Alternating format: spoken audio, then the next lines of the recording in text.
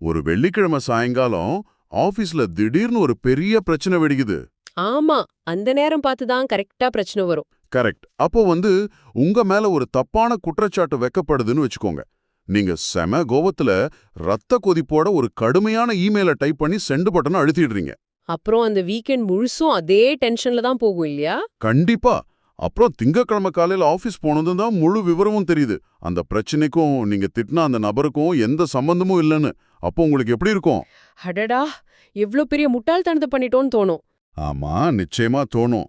பல நேரங்கள்ல பாத்தீங்கன்னா இந்த மாதிரி அவசர முடிவுகளால தான் நமது ஒட்டுமொத்த உழைப்பும் பேரும் கெட்டுப்போகுது.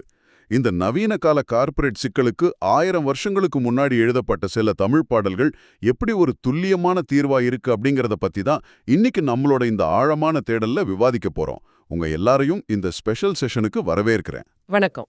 பலரும் நினைக்கிறது என்னன்னா, பழங்கால இலக்கியங்கள்னாலே அது வெறும் ஆன்மீகத்தையோ இல்லனா நடைமுறைக்கு சாத்தியமில்லாத அட்வைஸ் பத்தி மட்டும்தான் பேசணும்னு நினைக்கிறாங்க. ஆமா, எனக்கும் ஆரம்பத்துல அப்படிதான் தோணுச்சு. ஆனா உண்மை அது இல்ல. மனித மூளை எப்படி வேலை செய்யுது, ஹியூமன் சைக்காலஜி என்ன, ஒரு டீமை எப்படி மேனேஜ் பண்றதுங்கிறத பத்தி எல்லாம் அவங்க ரொம்ப ஆழமா ஆராய்ஞ்சிருக்காங்க. இன்னைக்கு நம்ம பேச போற தகவல்கள் எல்லாமே புலவர் குழந்தை அவங்க தொகுத்தெழுதின நீதி களஞ்சியம் அப்படிங்கிற நூல்ல இருக்கிற வினைத்திறன், அதாவது ஒரு செயலை செஞ்சு முடிக்கும் திறன் அப்படிங்கிற அதிகாரத்துல இருந்து எடுத்திருக்கோம். சூப்பர். அதாவது சிறுபஞ்ச மூலம், அறநெறிச்சாரம், நீதிநெறி விளக்கம், இந்த மாதிரி நூல்கள்ல இருக்கிற கருத்துக்களையெல்லாம் வச்சு பார்க்கும்போது இன்னைக்கு நம்ம புதுசா பேசுற productivity, project management, human resources, இதுக்கெல்லாம் இதுதான் பேஸ்மெண்ட்னு தெளிவா புரியுது. கண்டிப்பா, இது அத்தனையுமே அன்னைக்கே ரொம்ப சயின்டிஃபிக்கா சொல்லியிருக்காங்க. சரி, இதை நம்ம கொஞ்சம் விரிவாவே பார்ப்போம். எனக்கு எப்போதுமே ஒரு பெரிய சந்தேகம் இருக்கு. நாம ஒருத்தரை வேலைக்கு எடுக்கும்போதோ இல்ல ஒரு பெரிய பொறுப்பை ஒருத்தர்கிட்ட கொடுக்கும்போதோ யாருக்கு அதிக தகுதி இருக்குன்னு பார்க்கறத விட யார் தங்களை ரொம்ப சூப்பரா ப்ரமோட் பண்ணிக்கிறாங்கன்னு பார்த்து தான் முடிவு பண்றோம். ஆமா, அதுதான் இன்னைக்கு கார்ப்பரேட் ரியாலிட்டி. அதுதானே.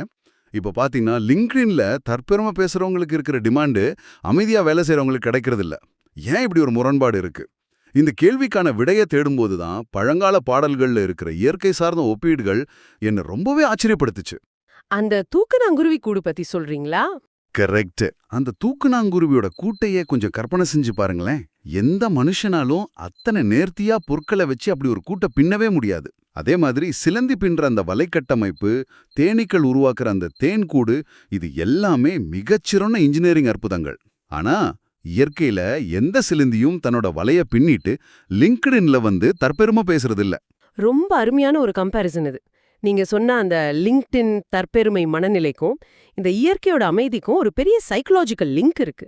இதத்தான் மாடர்ன் சைக்காலஜில டன்னிங் க்ரூகர் எஃபெக்ட் அப்படின்னு சொல்லுவாங்க. ஓ, டன்னிங் க்ரூகர் எஃபெக்ட் கேள்விப்பட்டிருக்கேன். அதாவது பாத்தீங்கன்னா, திறமையிற்றவங்க தங்களுக்குள்ள ஏதோ அபாரமான திறமை இருக்குன்னு அதீதமா நம்புவாங்க. அவங்க தான் ரொம்ப சத்தம் போடுவாங்க. ஆனா உண்மையான எக்ஸ்பர்ட்ஸ் தங்களோட வேலைய ரொம்ப சாதாரணமா நினைச்சிட்டு அமைதியா இருப்பாங்க. பழங்காலத்து தமிழ் அறிஞர்கள் இது ரொம்ப தெளிவா புரிஞ்சு வச்சிருந்தாங்க. அப்படியா? அவங்க என்ன சொல்றாங்க இத பத்தி? உண்மையான தகுதியும் திறமையும் உள்ளவங்க ஒருபோதும் தற்பெருமை கொள்ள மாட்டாங்கன்னு அவங்க ஆணித்தரமா பதிவு செஞ்சிருக்காங்க. சிறு பஞ்சமூலம் நூல்ல இதை ரொம்ப அழகா சொல்றாங்க. ஒரு தொழில்ல நிஜமாவே திறமை இருக்கவங்க என்னால இதை ஈஸியா பண்ண முடியும்னு தம்பட்டம் அடிக்க மாட்டாங்க. அவங்க வேலையை சிறப்பா செஞ்சு முடிக்கிறதுல தான் குறியா இருப்பாங்க. ஆனா ஒரு கார்ப்பரேட் கம்பெனில நீங்க அமைதியா உங்க வேலையை மட்டும் பார்த்துட்டு இருந்தா உங்களை யாருமே கண்டுக்க மாட்டாங்களேன்னு ஒரு பயம் இருக்குல்ல. விளம்பரம் இல்லாம ஒருத்தரோட திறமையை எப்படி அடையாளம் கண்டுபிடிக்கிறது? அதுக்காகத்தான் திறமையை தாண்டி சரியான மனநிலை, அதாவது ரைட் பிளேஸ்மெண்ட் உள்ளவங்களை எப்படி தேர்ந்தெடுக்கணும் அப்படிங்கிறதுக்கு ஒரு அளவுகோல் வச்சிருக்காங்க. அறநெறிச்சாரம் பாடல்ல வர்ற ஒரு காட்சியை கற்பனை பண்ணி பாருங்க. போர்க்களத்துல ஒரு வீரன் நிக்கிறான். சரி. அவன் உடம்பு முழுக்க விலைமதிப்பற்ற ரொம்ப ஸ்ட்ராங்கான கவசங்கள் இருக்கு. கையில பெரிய வாள், வேல் எல்லாம் இருக்கு. பாக்குறதுக்கு ஒரு பெரிய மாவீரன் மாதிரி இருக்கான்.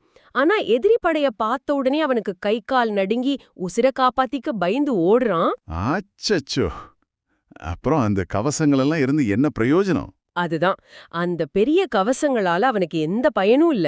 இதுதான் இன்னைக்கு நிறைய கம்பெனிகள்ல நடக்குது. பெரிய பெரிய யூனிவர்சிட்டி சர்டிபிகேட்ஸ், சரளமான இங்கிலீஷ், பளபளப்பான ரெஸ்யூம்னு எல்லா கவசமும் இருக்கும். ஆனா களத்துல இறங்கி ஒரு நெருக்கடியை சமாளிக்கிற மனதைரியம் இருக்காது. இது நம்ம டெய்லி பாக்குற ஒரு விஷயம்தான். வெளியில கவசம் இருக்கு, ஆனா உள்ள தைரியம் இல்ல. இதுக்கு நேர்மாறா ஒரு பூனைய யோசிச்சு பாருங்க. அது எந்த கவசமும் போடுறதில்ல, அதுக்கு பளபளப்பான தோற்றமும் இல்ல. ஆனா இருட்டுல ஒரு எலிய பிடிக்கணும்னா அது எவ்ளோ அமைதியா சத்தமில்லாம கவனமா பதுங்கியிருக்கும். அந்த வேலைக்கு அதுதான் சரியான ஆள். ஆமா, பூனை எலி பிடிக்கிறதுக்கு எந்த விளம்பரமும் தேடுறதில்ல. கரெக்ட். எந்த வேலைக்கு யார் சரியானவங்களோ அந்த தகுதிய பார்த்து தான் அவங்கள தேர்ந்தெடுக்கணும். அவங்க போட்டிருக்கிற கவசங்களையோ இல்ல அவங்க பண்ற வெற்று ஆரவாரங்களையோ பார்த்து ஏமாந்துடக் கூடாது அப்படிங்கறதா இதோட மைய கருத்து. சரி, இப்போ இப்படி தேடி பிடிச்சு ஒரு அமைதியான பூனைய வேலைக்கு எடுத்துட்டோம்னு வச்சுப்போம். சரியான ஆட்களே செலக்ட் பண்ணியாச்சு, அவங்களுக்கு திறமையும் இருக்கு. ஆனாலும் நிறைய ப்ராஜெக்ட்ஸ் ஃபெயிலியர்ல தானே முடியுது. ஒரு வேலையை எப்படி தொடங்குறது, அது எப்படி பிளான் பண்றதுன்னு இந்த நூல்கள் ஏதாவது சொல்லுதா? கண்டிப்பா சொல்லுது. ஒரு காரியத்தை செய்யறதுக்கு முன்னாடி ஆராய வேண்டிய 6 முக்கியமான தூண்களை பத்தி தமிழ் நூல்கள் ரொம்ப தெளிவா லிஸ்ட் பண்ணுது. நாம இன்னைக்கு யூஸ் பண்ற ஸ்வாட் அனாலிசிஸ், அதாவது SWOT அனாலிசிஸ் மாதிரி மேனேஜ்மெண்ட் உத்திகளை விட இது ரொம்ப ஆழமானது. ஓஹோ, அந்த 6 தூண்கள் என்னென்னு சொல்ல முடியுமா? சொல்றேன். நீதிநெறி விளக்கம் பாடல்ல வர்ற அந்த 6 தூண்கள் பாத்தீங்கன்னா காலம், இடம், செய்யும் முறை அதாவது செயல்பாடு, அந்த செயலால் ஏற்படும் நேரடி விளைவு, அதை செய்து முடிச்ச பின்னாடி வரப்போகும் பின் விளைவுகள் அல்லது சூழ்நிலைகள், அப்புறம் கடைசியா நமக்கு துணையாக வருபவர்களின் வலிமை. இந்த 6ஐ பற்றியும் முழுமையா தெரிஞ்சுக்காம எந்த ஒரு காரியத்திலையும் இறங்கக்கூடாதுன்னு சொல்றாங்க. இதுல காலம், இடம் இதெல்லாம் நமக்கு ஈஸியாவே புரியுது. பகல் நேரத்துல ஒரு காகம் தன்னை விட வலிமையான ஆந்தையை ஈஸியா ஜெயிச்சிடும். அது காலத்தோட வலிமை. ஒரு முதல தண்ணில இருக்கும்போது யானையே வீழ்த்திடும், ஆனா நிலத்துக்கு வந்தா சாதாரண மிருகத்தை கூட தோத்துடும். இது இடத்தோட வலிமை. இது எல்லாமே திருக்குறள்ல வர உதாரணங்கள் தான். ஆமா, ரொம்ப பிரபலமான உதாரணங்கள். ஆனா இதுல இந்த பின்விளைவுகள் அல்லது சூழ்வன அப்படின்னு ஒன்னு சொன்னீங்களே, அது கொஞ்சம் டீட்டெயிலா விளக்க முடியுமா? கண்டிப்பா. அதுதான் இதுல இருக்கிற மிக முக்கியமான ஒரு காக்னிட்டிவ் சிக்கல். மனித மூளை எப்போதுமே ஷார்ட் டேர்ம் ரிவார்ட், அதாவது குறுகிய கால லாபத்தை நோக்கியே சிந்திச்சு பழகிடுச்சு.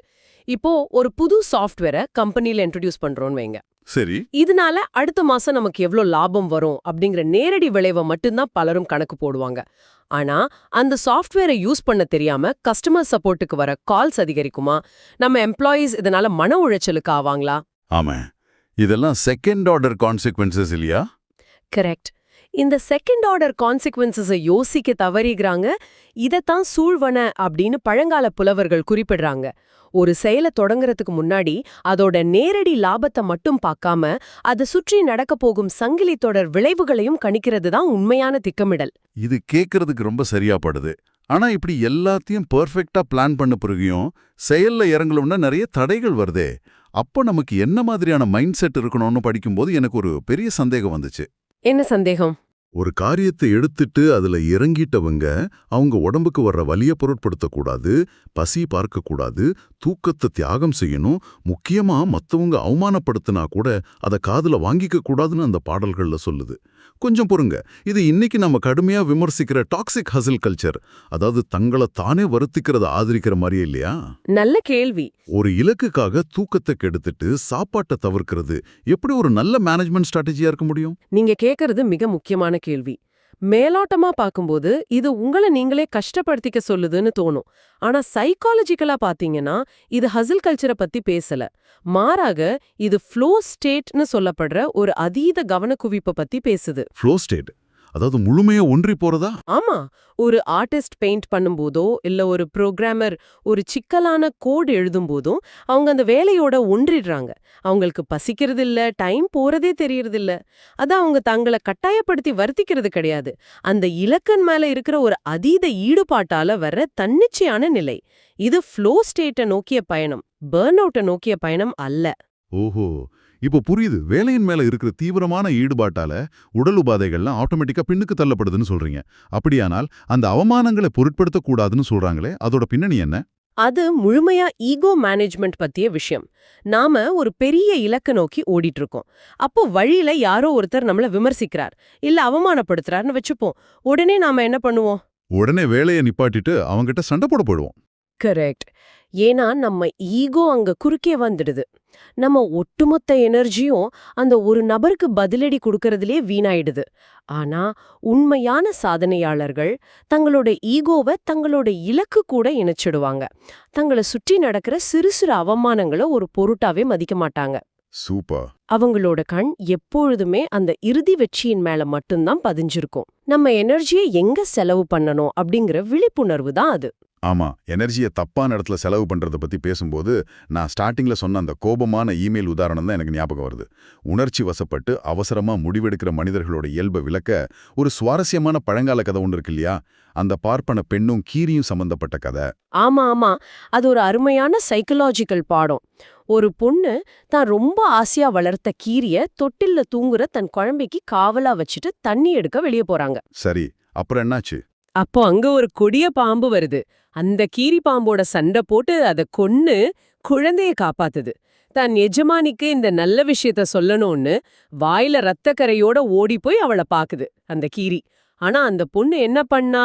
அந்த ரத்தத்தை பார்த்த உடனே உண்மைய ஆராயாம கீரி தான் குழந்தையத்தான் கொன்னுடுச்சுன்னு தப்பா நினைச்சு கோபத்துல அந்த நீர்க்குடத்தை கீரியின் மேல போட்டு அதை கொன்னுடுறான். அச்சச்சோ. அப்புறம் உள்ள போய் பார்த்தா குழந்தை சிரிச்சிட்டு இருக்கு, பக்கத்துல பாம்பு செத்து கிடக்குது. உண்மையா அறிஞ்சதும் அவ எவ்ளோ கஷ்டப்பட்டிருப்பா. இது சும்மா ஒரு கதை இல்லைங்க. இதுதான் மனித மூளையோட அடிப்படை டிசைன். மாடர்ன் நியூரோ சயின்ஸ்ல இது அமிகதலா, ஹைஜாக் அமிக்தலா அப்படின்னு சொல்றாங்க. கரெக்டா சொன்னீங்க. அதாவது ஒரு ஆபத்தை பார்த்த உடனே நம்ம மூளையில லாஜிக்கா யோசிக்கிற பகுதி, அந்த ப்ரீஃப்ரண்டல் கார்டெக்ஸ் செயல்படாம போயிடும். எமோஷன்ஸை கண்ட்ரோல் பண்ற பகுதி முடிவெடுக்க ஆரம்பிச்சிடும். அந்த பொண்ணு ரத்தத்தை பார்த்ததும் அவளோட சிந்தனை திறன் அப்படியே முடங்கிடுச்சு. இதைத்தான் நம்ம ஆஃபீஸ்லயும் பண்றோம். ஒரு மெசேஜை பார்த்த உடனே பேக்ரவுண்ட் என்னன்னு கேட்காம அப்படி வெடிச்சு சிதறோம். நிச்சயமா. எந்த ஒரு செயலையும் தீர ஆராயாம உணர்ச்சி வசப்பட்டு செஞ்சா அதனால வாழ்நாள் முழுதும் நீங்காத துன்பம் வரும் அப்படிங்கறத தான் எண்ணி துணிக கருமம் அப்படின்னு ஆணித்தரமா திருவள்ளுவர் சொல்றாரு. இமோஷன்ஸ் பீக்ல இருக்கும்போது எடுக்கிற முடிவுகள் எப்போதுமே பேரழிவுல தான் முடியும். சரி, எமோஷன்ஸை கண்ட்ரோல் பண்றத பத்தி பேசிட்டோம். அடுத்து எனக்கு கொஞ்சம் நெருடலா இருந்த ஒரு விஷயத்துக்கு வருவோம். இந்த நூல்கள்ல பிறர்கிட்ட இருந்து காரியம் சாதிக்கும் கலை, அதாவது பெர்சுவேஷன் பத்தி ஒரு குறிப்பு வருது. ஆமா, நன்னெறி பாடல்ல வர்ற குறிப்பு. கரெக்ட். ஒரு பசுமாடு கிட்ட நேரடியா பாலை கறக்க போனா அது உதைக்கும். ஆனா அதோட கன்றை முதல்ல அதுகிட்ட விட்டா அந்த பசு தானாவே பாசத்தோட பாலை சுரக்கும். அதுக்கப்புறம் நாம ஈஸியா பாலை கறந்துக்கலாம்னு சொல்றாங்க. அதே போல நமக்கு நேரடியா உதவாத ஒருத்தங்கிட்ட காரியம் சாதிக்கணும்னா அவருக்கு நெருக்கமானவங்க மூலமா போகணும்னு சொல்றாங்க. நேர்மையா சொல்லணும்னா இது இன்னைக்கு கார்ப்பரேட் உலகத்துல நடக்கிற ஆஃபீஸ் பாலிடிக்ஸ் இல்லனா சிபாரிசு மாதிரி எனக்கு தோணுது. பல பேருக்கு அப்படித்தான் தோணும். சரியான தகுதி உள்ள ஒருத்தரை விட்டுட்டு ஒரு பெரிய அதிகாரியோட ஃப்ரெண்டை பிடிச்சு வேலையை சாதிச்சுக்கிறது எப்படி ஒரு அறநெறியா இருக்க முடியும்?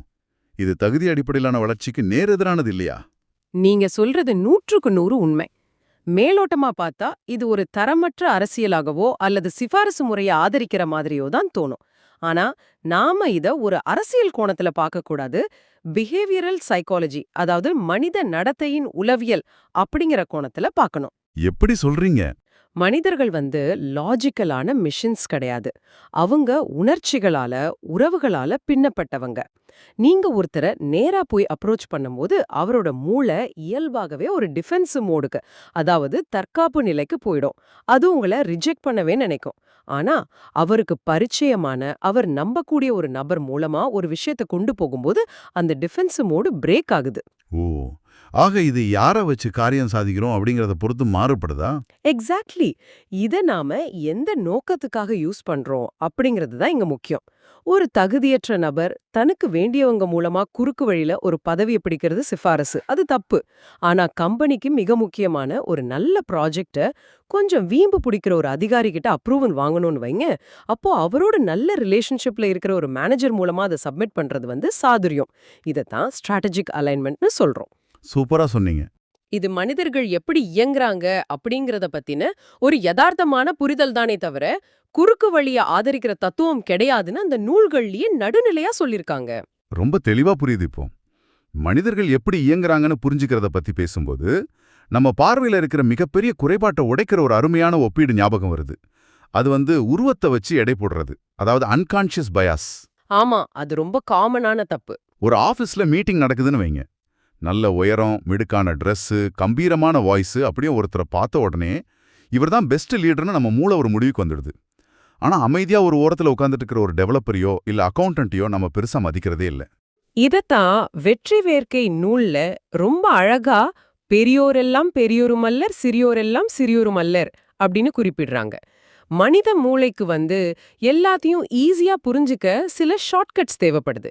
அதனால பெரிய உருவத்தையும் சத்தமான பேச்சையும் திறமையோட இணைச்சு பார்த்து பழகிடுச்சு நம்ம மூளை. ஆமா, அது ஒரு மூளையோட ஷார்ட்கட் தான்.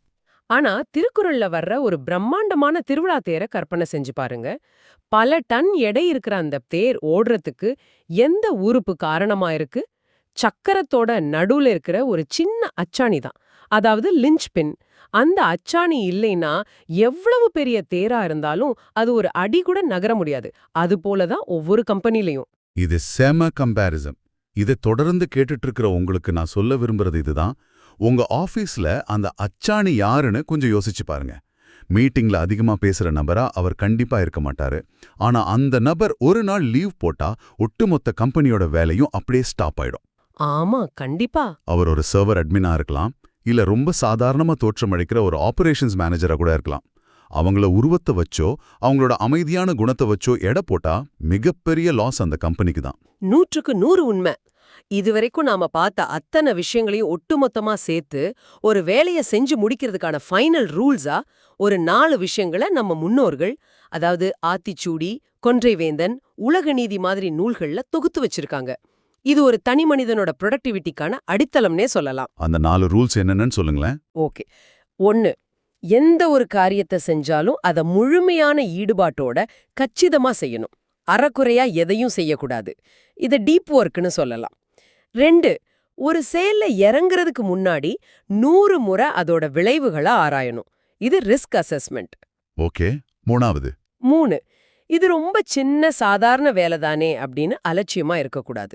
எவ்வளவு சின்ன வேலையா இருந்தாலும் அதுலயும் ஒரு முழு கவனம் இருக்கணும். 4. எந்த ஒரு வேலையும் சரியான பிளானிங் இல்லாம தொடங்கக்கூடாது. அப்படி தொடங்குனாலும் அதை முடிக்காம பாதியில விடக்கூடாது. நீங்க சொன்ன அந்த 3வது ரூல், அதாவது சின்ன வேலைகள்ல கவனம் செலுத்துறதே இன்னைக்கு இருக்கிற டிஜிட்டல் உலகத்துல எவ்வளவு முக்கியம் பாருங்க.